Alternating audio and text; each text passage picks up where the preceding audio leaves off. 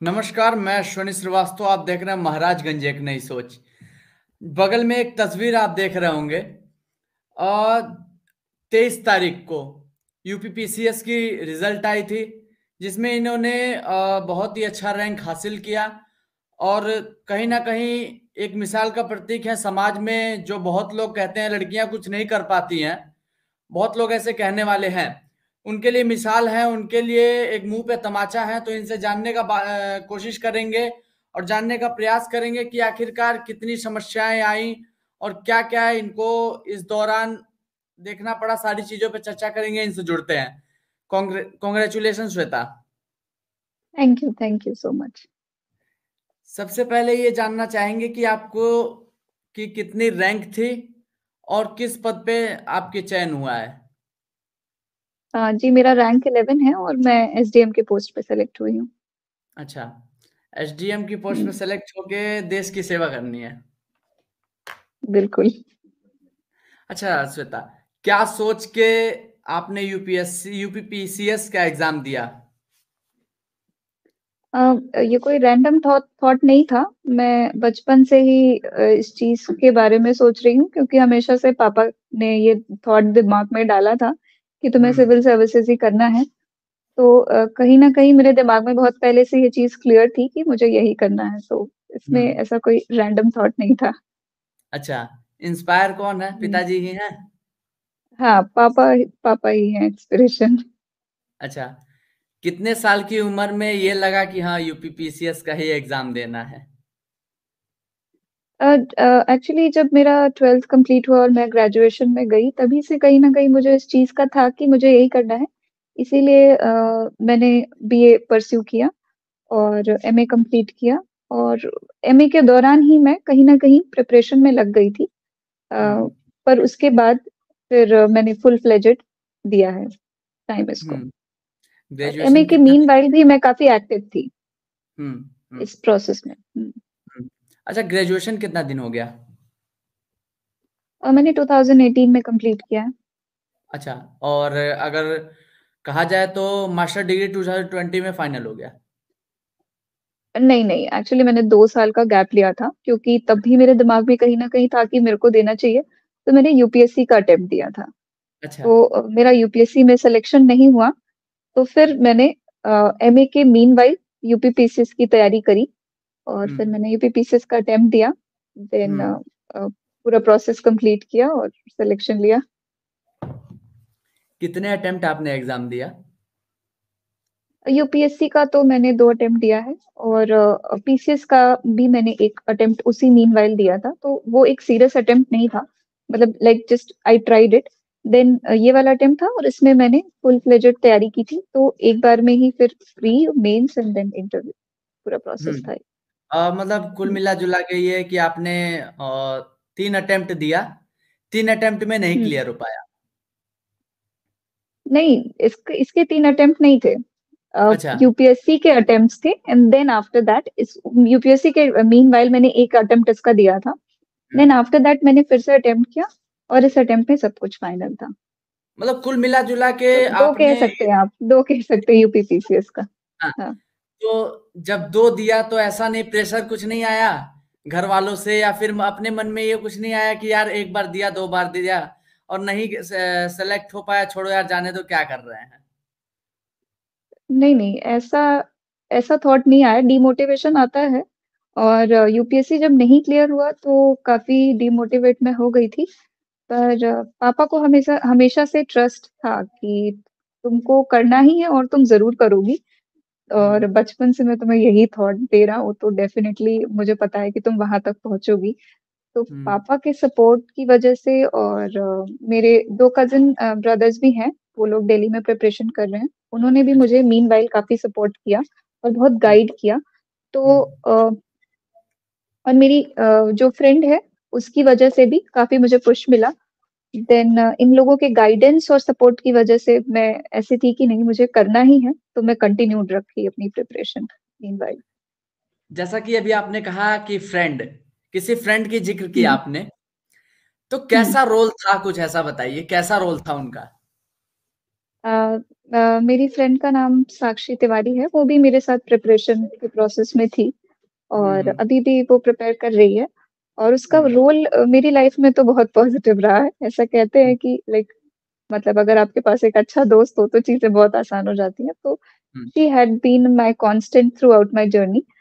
तो उसमें हमारे बीच में जो मोस्ट पॉज़िटिव चीज़ थी, यही थी कि हम लोग काफ़ी डिबेट्स, डिस्कशंस ये सारी चीज़ें करते रहते थे। तो हमेशा एक point of view her topic को लेके क्लैरिटी रहती थी उस चीज़ की वज़ह से। हुँ, और उसने पूरी जर्नी में मेंस वग़ैरह के प्रोसेस में मुझे काफ़ी सपोर्ट दिया था और हुँ, तो काफ़ी अच्छा रहा मेरा उसके साथ जर्नी। तो हुँ, कभी-कभी जब डीमोटिवेशन हो जाता है, तो मुझे लगता है कि अगर आपके पास एक अच्छा दोस्त हो और अच्छे मतलब सपोर्टर्स हों जो आपको कॉन्स्टेंटली मॉनिटर कर रहे हों और कॉन्स्टेंटली मोटिवेट कर रहे हों, तो जर्नी थोड़ी-सी बेटर और आसान हो जाती है। तो मेरे हुँ। पास ये 2 पॉजिटिव पॉइंट्स हमेशा थे मेरी जर्नी में। एक कहावत है, कामयाबी को कदमों में लाना है तो अपने हाथों में मेहनत करने का हौसला होना चाहिए। तो ठीक उसी तरह जो श्वेता हैं, ठीक उसी तरह उन्होंने काम किया 2 बार 2 अटेम्प्ट इन्होंने दिया, नहीं क्लियर हो पाया, लेकिन तीसरा अटेम्प्ट दिया, क्लियर हो गया। बहुत लोग ये सोचते हैं कि 1 अटेम्प्ट नहीं हुआ, 2 अटेम्प्ट नहीं हुआ, छोड़ो अब जाने दो और अब कहीं और ही मोड़ते हैं अपने आप को। लेकिन इसको ना करते हुए भी सारी तरफ से सपोर्ट मिला इनको और इन्होंने वो कर दिखाया जो कि ये हो सकता था बहुत लोग सोचते हो कि नहीं कर पाएगी।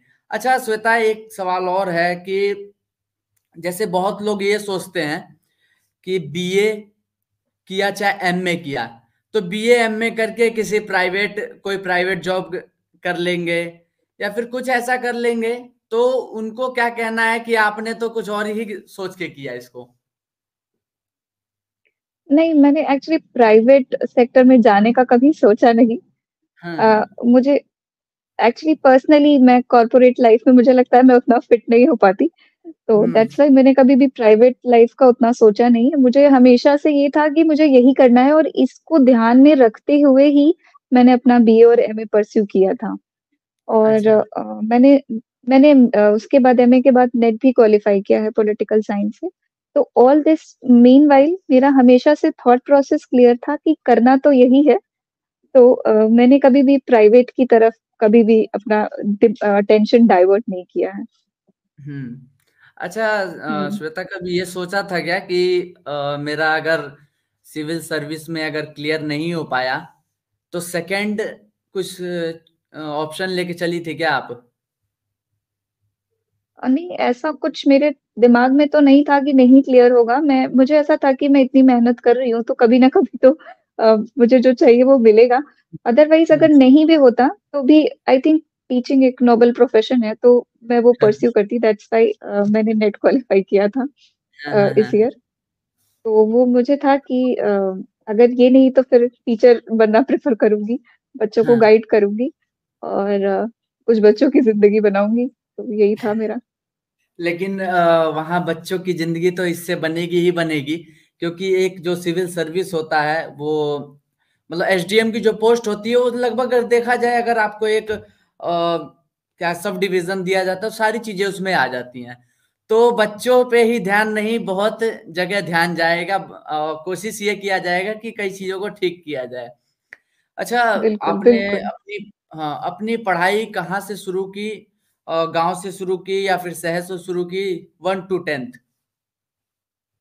नहीं, मेरी स्कूलिंग तो आईसीएसई बोर्ड से हुई है, शहर अच्छा। में ही हुई है, Saint John's school Siddiqpur Jaunpur.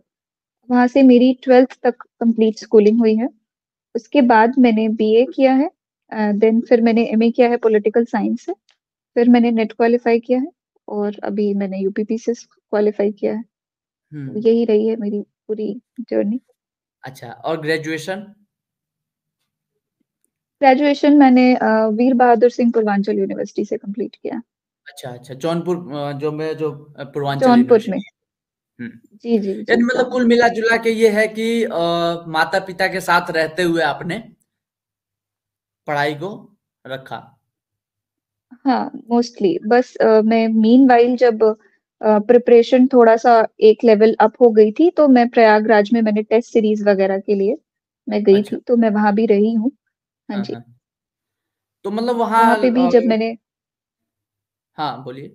जी, वहाँ पे भी मतलब मैंने कोचिंग वगैरह करी है, अच्छा। प्रयागराज में। कितने टाइम जी, की फिर जर्नी रही है इलाहाबाद में?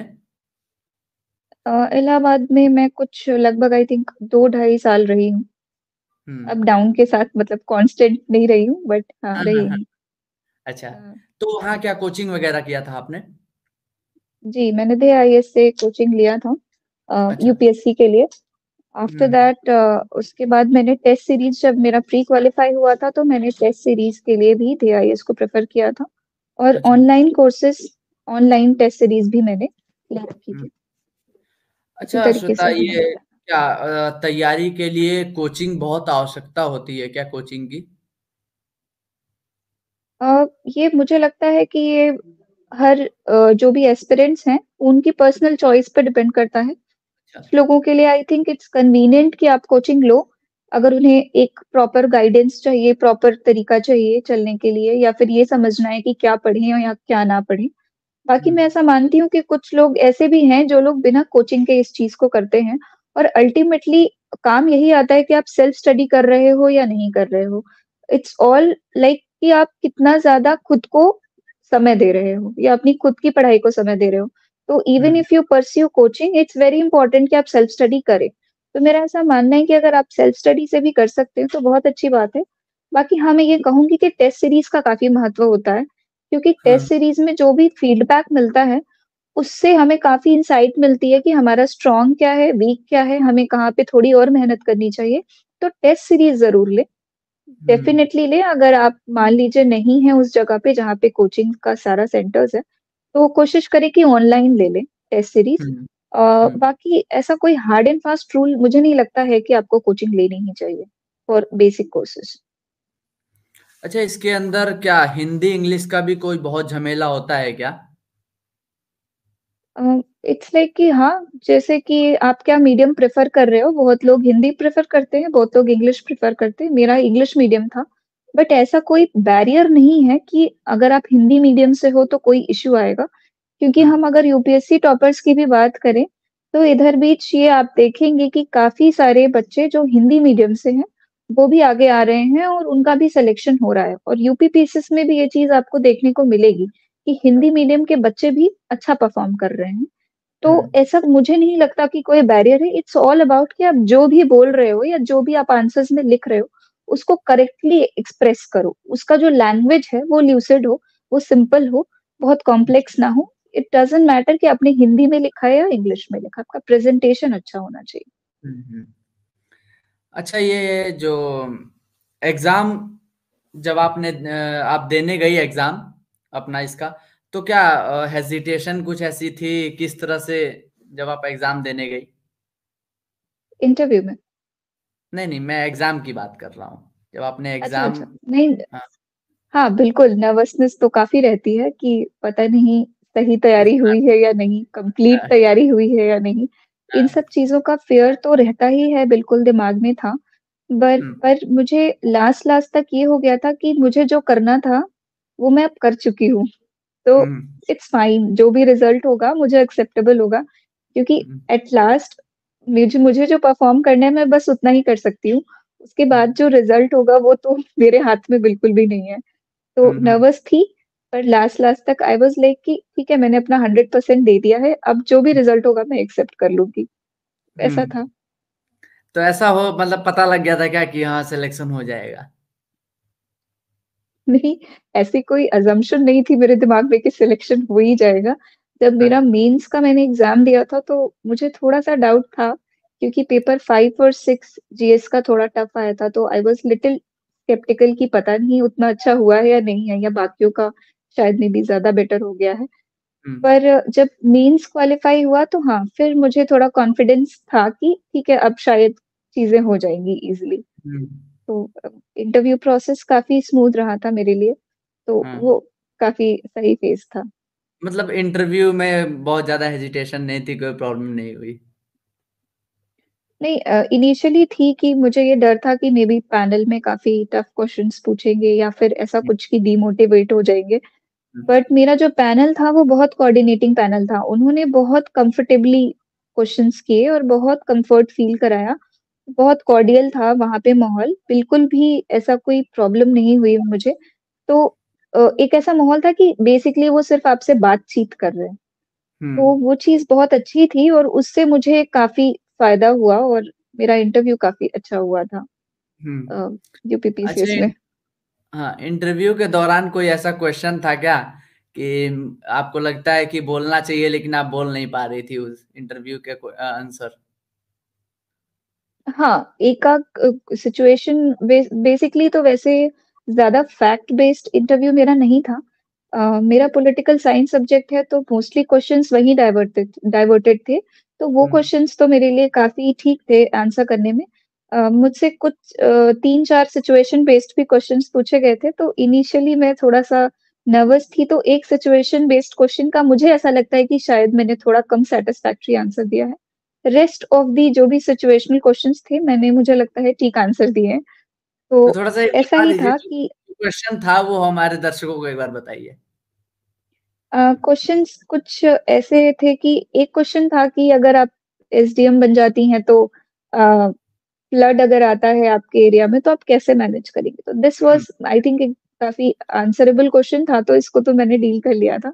एक क्वेश्चन था कि अगर आपको आइडिया है कि आपके डिपार्टमेंट में कोई 2 लोग हैं, जो सारी प्रॉब्लम्स क्रिएट कर रहे हैं, सारा न्यूसेंस क्रिएट कर रहे हैं, पर हुँ, आपके पास कोई प्रूफ नहीं है, कोई एविडेंस नहीं है और आपको उन्हें डील करना है, तो आप उनको कैसे डील करेंगे? तो इस क्वेश्चन में मैं थोड़ा-सा अटक गई थी मुझे लगता है।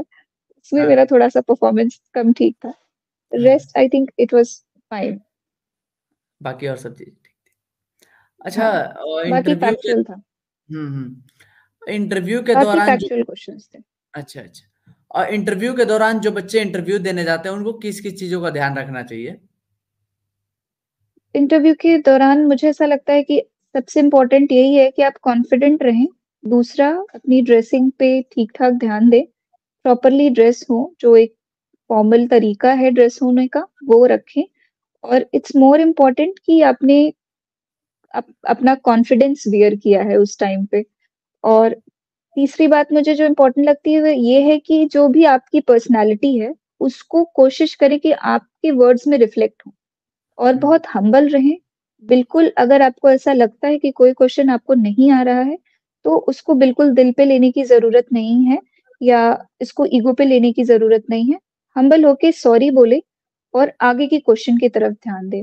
और hmm, even if you have to say sorry for 2 to 3 times और इवन मोर, तो मुझे ऐसा लगता है कि अपना कॉन्फिडेंस ना लूज़ करें बिकॉज़ वहाँ पे वो आपका नॉलेज नहीं टेस्ट कर रहे, वो बस ये देखना चाहते हैं कि आप हम्बल हैं या नहीं हैं। आप इस एडमिनिस्ट्रेटिव सर्विसेज़ में जब जाएँगे तो क्या आप अपने एडमिनिस्ट्रेशन के पूरे प्रोसेस में आपका ईगो तो नहीं बीच में आ रहा है। तो वो बेसिकली ये चेक करना चाहते हैं और उन्हें आपके नॉलेज से कोई लेना-देना नहीं है क्योंकि हुँ, उनका ये मानना है कि अगर आप मेंस क्वालीफाई करके आए हो तो सर्टेन अमाउंट ऑफ नॉलेज तो आपको होगी ही। तो वो चेक नहीं करते हैं। तो कोशिश करें कि आपकी जो भी पर्सनैलिटी है वो बाहर आए और अ, हम्बल रहें पूरे प्रोसेस में। Even if you have to say sorry, say it and move forward. तो मेरा तो यही था और मैंने यही फॉलो किया एंड आई हुँ। थिंक मेरे लिए ये चीज़ काम की। तो यही मेरा सजेशन रहेगा। अच्छा जब यूपी पीसीएस का रिज़ल्ट आया था यानी 23 तारीख को, तो उस समय क्या जी। खुद से चेक किया था या किसी और को कहा था चेक करने के लिए? जी नहीं, मैंने खुद ही चेक किया था क्योंकि मैं पूरे टाइम बैठी हुई थी खोल के क्योंकि ये न्यूज़ थी कि शाम तक रिज़ल्ट आ जाएगा, हाँ, 6 बजे तक। तो मैं पूरे प्रोसेस में बैठी हुई थी। फिर जैसे ही मैंने फ़ोन नीचे रखा आई थिंक 8:35 या समथिंग अप्रॉक्स, तो फिर मेरी एक फ्रेंड ने मतलब मुझे कॉल करके बोला कि रिज़ल्ट आ गया, तुमने देखा क्या? तुम्हारा सिलेक्शन हो गया। तो उस टाइम फिर मैंने फटाफट पीडीएफ खोला और देखा, तो ऐसा था। कभी सोचा था क्या कि 11th रैंक आ जाएगी? नहीं, नहीं, ये चीज़ की एक्सपेक्टेशन तो मुझे नहीं थी। मुझे आइडिया था, इंटरव्यू देने के बाद की सिलेक्शन के चांसेस तो हैं, पर हुँ, मुझे ये आइडिया नहीं था कि 11th रैंक ही आएगी। इसका हुँ, मुझे आइडिया नहीं था। हुँ। जी। घर वालों का घर का माहौल उस समय कैसा था? एक्चुअली उस टाइम तो मैं प्रयागराज में थी उस टाइम पे, तो मैं घर पे नहीं थी, तो घर पे तो काफ़ी सब बहुत एक्साइटेड थे। मैं नेक्स्ट डे अपने होम टाउन आई हूँ। उसके आने के बाद ही से अब तक ही बहुत अच्छा माहौल रहा है घर में और सब बहुत खुश हैं, सब बहुत एक्साइटेड हैं मेरी नई जर्नी के लिए और मेरे घर में ये पहली हूँ मैं जो जिसका सिविल सर्विसेज़ में सिलेक्शन हुआ है, तो एवरीबॉडी इज़ वेरी एक्साइटेड। तो हाँ। सब कुछ बहुत अच्छा है। जिस दिन रिजल्ट आया उस दिन अगले दिन घर आना था, पूरी रात नींद आ गई थी? नहीं, नहीं, बिल्कुल नहीं सोई मैं। अ, चलिए, मैंने तो अभी तक श्वेता जी आपसे सारी बातें की, आपके बारे में जाना, आपने किस तरह से पढ़ाई की, सारी चीज़ें जानी। थोड़ा-सा मैं आपको डाइवर्ट करूँगा। डाइवर्ट उस तरफ करूँगा क्योंकि आपने एग्ज़ाम दिया है और क्वालीफ़ाई करके अच्छे जगह पे पहुँच गई हैं। कहीं न कहीं आप उन लोगों के लिए इंस्पायर हैं जो अभी तैयारी कर रहे हैं या फिर करना चाहते हैं या फिर किन्हीं कारणों से रुक गए हैं, उनके लिए आप इंस्पायर हैं। तो थोड़ा-सा उस तरफ मैं डाइवर्ट करूँगा।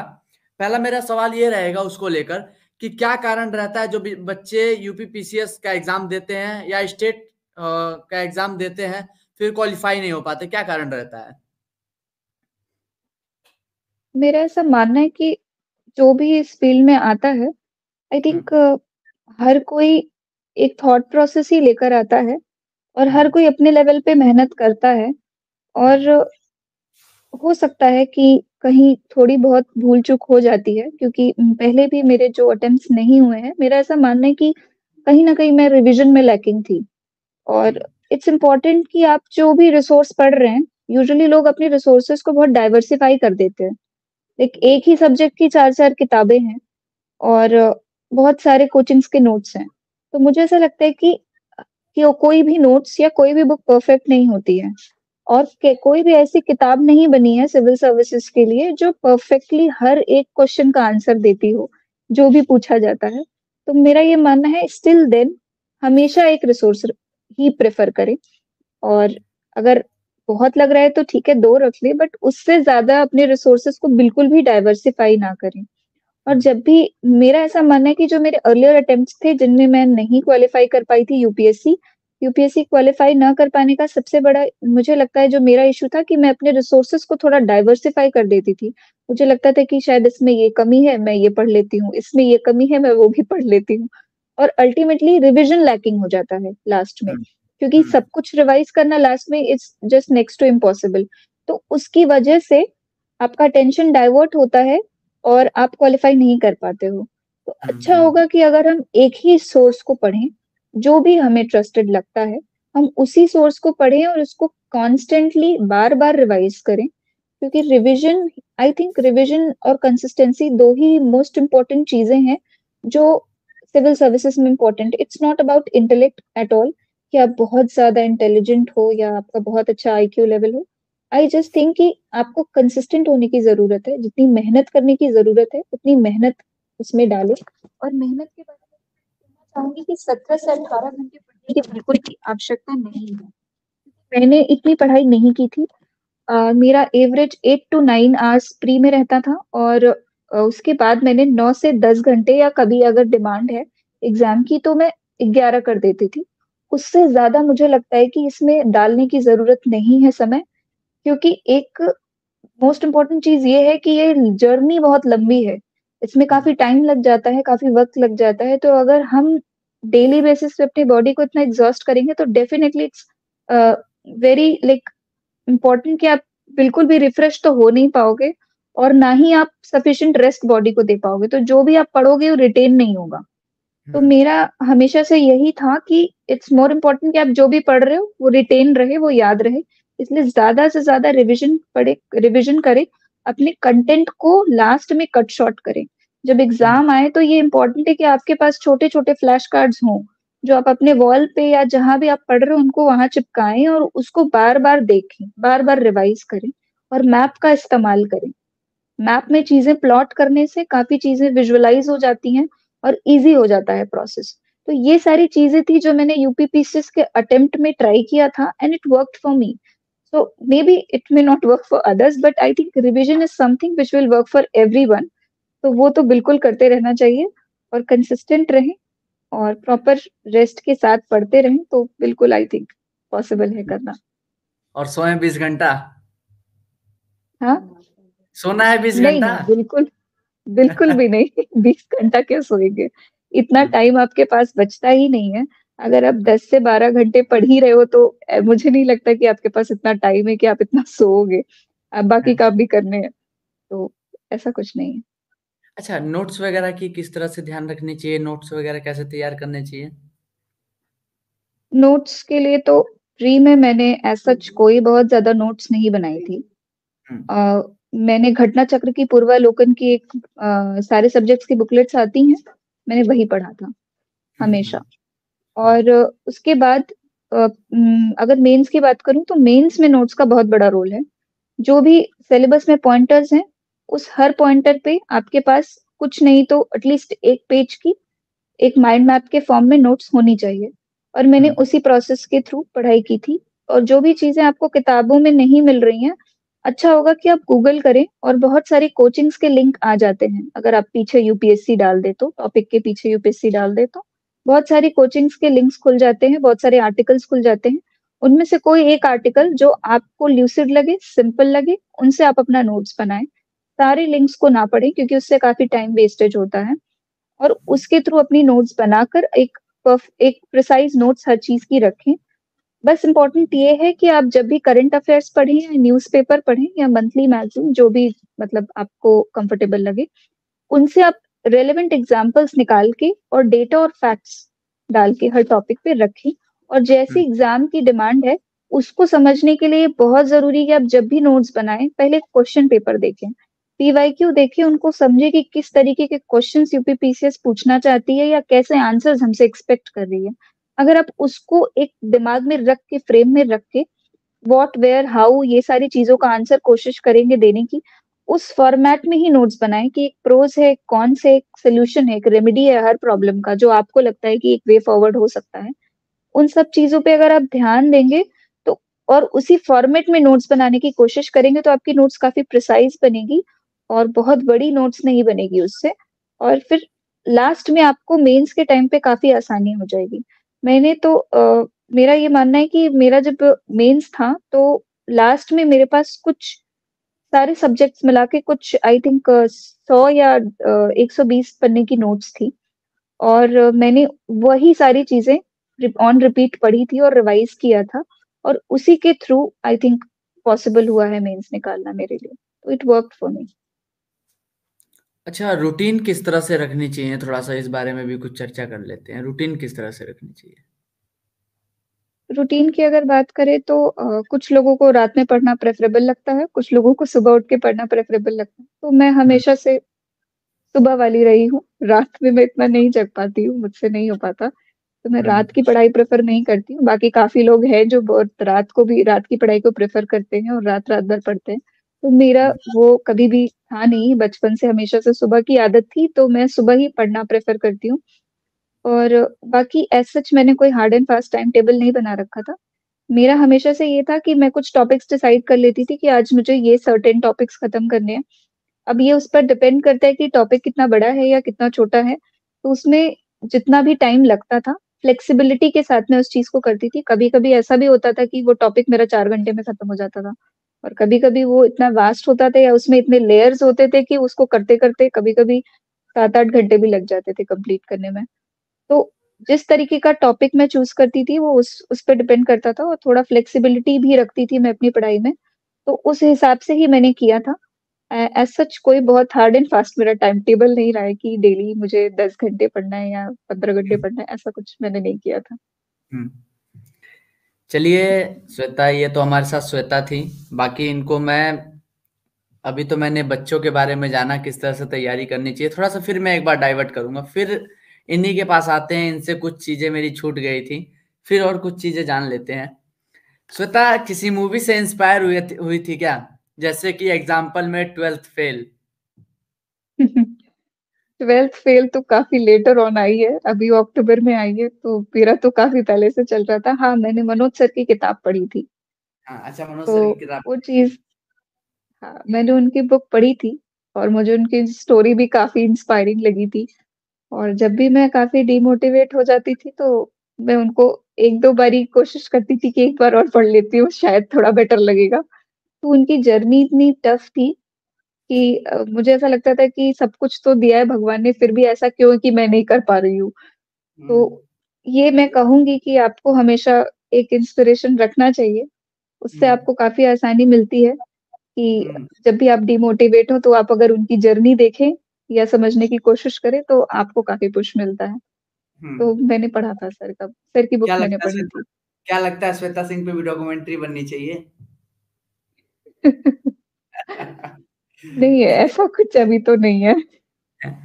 चलिए वो थोड़ा-सा हम बीच-बीच में थोड़ा-सा ट्विस्ट लाना पड़ता है क्योंकि दर्शकों को ट्विस्ट पसंद है ज़्यादा। और एक सवाल ये रहेगा, जिस तरह से श्वेता सिंह डिस्प्ले पे नज़र आ रही हैं, वैसे क्या रियलिटी लाइफ़ में भी हैं?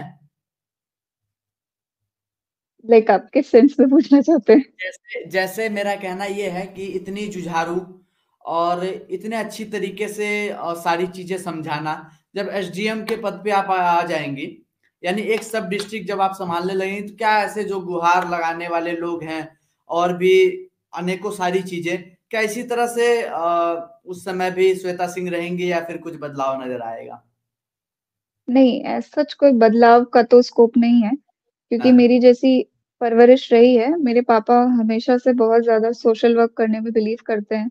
मैंने उनको हमेशा से बचपन से देखा है हुँ, और मेरा इंस्पिरेशन भी वही रहा है, क्योंकि पापा को हमेशा ऐसा फ़ील होता था कि अगर आप एक इम्पोर्टेंट पोस्ट पे या ऐसी किसी पोस्ट पे बैठे रहते हो डीएम, एसडीएम की पोस्ट पे, तो आप जो करना चाहते हो लोगों के लिए, वो काफ़ी अच्छे तरीके से कर सकते हो। Like you have all the authority and power कि आप कोई चेंज ला सको किसी की लाइफ़ में। तो पापा को वो हर्डल हमेशा फ़ील होता था और दैट्स व्हाई पापा का ये था कि तुम करो ये चीज़। हुँ, तो इसका तो बिल्कुल भी स्कोप नहीं है कि मैं चेंज हो जाऊँगी। मैं पूरी कोशिश करूँगी कि जहाँ भी मैं सर्व करूँ, जिस एरिया में भी मैं सर्व करूँ, मैं लोगों की बात सुनूँ। लोगों की जो भी नीड है, उनको पूरा करूँ और जो गवर्नमेंट की पॉलिसीज़ हैं या जो भी स्कीमें हैं, उनको प्रॉपरली इम्प्लीमेंट करूँ और लोगों की बात सुनने के लिए ही तो हम लोग आए हैं, तो फिर ऐसी तो कोई पॉसिबिलिटी ही नहीं है कि ये चीज़ नहीं होगी। एंड सेकेंडली मेरा ये भी मानना है कि मेरी पूरी जर्नी में पापा विल ऑलवेज़ बी लाइक कि तुमको तो ऐसे करना ही नहीं है या तुमको तो प्रॉपरली काम करना ही करना है, मैंने बनाया ही तुमको इसलिए है। हुँ, तो he will always be there every time to guide me. तो हमेशा से मुझे ऐसा लगता रहा है कि बस पापा को जो चाहिए कि वो इतनी कोशिश करते रहते हैं चीज़ें करने की, पर कहीं न कहीं थोड़ा बहुत ऊपर-नीचे उनके पार्ट पे हो जाता है। उनको हुँ, लगता है कि पोस्ट होता तो ज़्यादा बेटर होता। वो कमी मैं पूरी करना चाहती हूँ, तो डेफ़िनिटली ऐसी कोई बात नहीं है कि लोगों हुँ। की बात नहीं सुनी जाएगी। जी। अच्छा क्या इसी पोस्ट पे अपने आप को रोक देना है या फिर और भी तैयारियाँ करनी है? नहीं, अभी तो थोड़ा-सा मैं मेरा थोड़ा-सा ऐसा है थोड़ा कि मैं 1 मिनट, थोड़ा-सा मैं आपको डाइवर्ट कर रहा हूँ। कारण थोड़ा-सा जी, दर्शक हमारे जानना चाह रहे थे कि जो इस पोस्ट पे आता है, बहुत लोग का देखा जाता है कि अपने आप को थोड़ा-सा और आगे बढ़ाना चाहता है, तो क्या ऐसा कुछ भी होगा?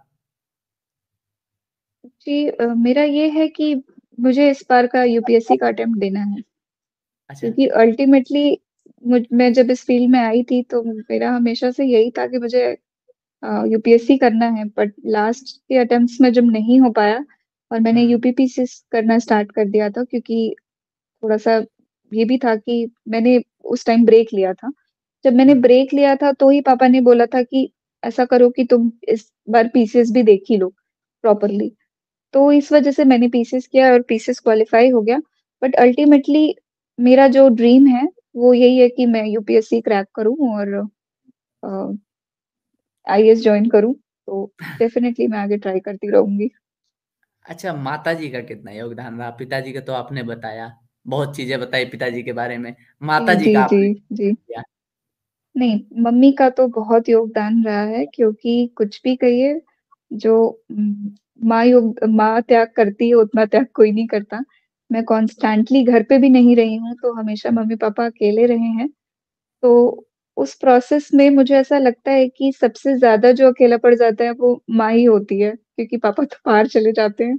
तो जॉब है तो काफ़ी लोगों से मिल लेते हैं, हो जाता है। बट मम्मी का मुझे ऐसा लगता है बहुत ज़्यादा मुझे सपोर्ट हमेशा से मिला है। मम्मी हमेशा बोलती थी कि कोई बात नहीं, अगर नहीं भी होगा तो ऐसा कोई कुछ नहीं है कि कुछ बदल जाएगा।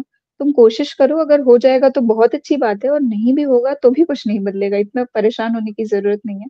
तो हुँ, हमेशा मम्मी ने बहुत चीज़ें कभी भी दबाव नहीं डाला किसी चीज़ के लिए कि करना ही है या नहीं करोगी तो फिर कैसे चलेगा।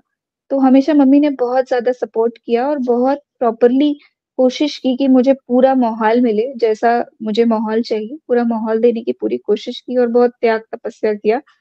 क्योंकि जब बाहर रहती थी तो वो घर में अकेले रहती थी तो मुझे भी काफ़ी टेंशन होती थी। बट मुझे ऐसा लगता है कि डेफ़िनिटली मम्मी का रोल लाइफ़ में बहुत बड़ा है और वो तो सबके रहता है। बेटी अब बेटे के रूप में घर आ गई है, तो खुशी अलग ही होगी। चलिए एक एक सवाल और रहेगा कि क्या श्वेता सिंह शुरू से ही पढ़ाई में ऐसे ही थी या बीच में कुछ ढीला-ढाला ऐसा कुछ हुआ था? अगर स्कूलिंग की बात करें तो मैं स्कूल में भी वन ऑफ द टॉपर्स में ही थी। हाँ, तो स्कूलिंग भी मेरी काफ़ी अच्छे से हुई। बट आई थिंक मुझे बीए और एमए का थोड़ा-सा लगता है क्योंकि मेरा दिल्ली यूनिवर्सिटी में बीए में सिलेक्शन हुआ था उस टाइम पे, बट मैं कुछ सर्कमस्टेंसेस की वजह से जा नहीं पाई थी। तो मुझे ओके। लगता है कि वो थोड़ा-सा डाउन फेज़ मुझे ऐसा फ़ील होता है कि लगता है। पर उसके बाद भी उस पूरे प्रोसेस में भी मैंने ये चीज़ का दिमाग में रखा था कि करना यही है, तो कहीं से भी पढ़ें, ये ज़्यादा इम्पोर्टेंट है कि आप जो पढ़ रहे हैं वो अच्छे से पढ़ें। तो उस प्रोसेस में भी मैं ये माइंड में रखती थी कि जो भी पढ़ रही हूँ वो कहीं न कहीं फ्यूचर में काम आना है।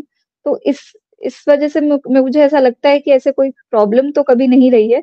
स्कूलिंग भी मेरी काफ़ी अच्छी थी, एक ग्रेजुएशन वाले पॉइंट पे मुझे थोड़ा-सा है, बाकी ठीक है, बाकी सब सही ही रहा है। देख लो बैक बेंचरों, ये चेहरा थोड़ा-सा ध्यान से देख लो। जो लोग कहते हैं कि बैक बेंचर ही कुछ कर पाते हैं, ऐसा कुछ नहीं है। कोई नाम नहीं लिखा होता कि बैक बेंचर ही सब कुछ कर पाएँगे। जो आगे बेंच पे बैठते हैं, वो भी बहुत कुछ करते हैं और सामने तस्वीरों में आप लोग को नज़र आ रहा है। चलिए, हमारे साथ थी श्वेता सिंह, जो कि जौनपुर की रहने वाली हैं और अब इनकी पोस्टिंग देखते हैं कहाँ होती है। जिस तरह से श्वेता सिंह ने बताया कि मैं और मेरे पिताजी शुरू से बोलते हैं कि तुम अच्छे से काम करोगी। जिस तरह से अभी मैं इनसे सवाल कर रहा हूँ, बात करते हैं, मुझे तो लगता है 35 मिनट हो गया होगा।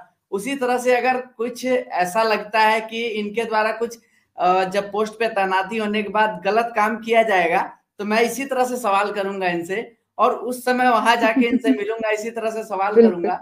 बाकी ये हमारे साथ बात करने के लिए श्वेता सिंह हैं। कहीं न कहीं ये उन लोगों के लिए मिसाल का प्रतीक हैं, उन बेटियों के लिए, उन माताओं के लिए मिसाल का प्रतीक है जो कि अपने आप को सोचती हैं कि हम कुछ कर नहीं पाएँगे, लेकिन कहीं न कहीं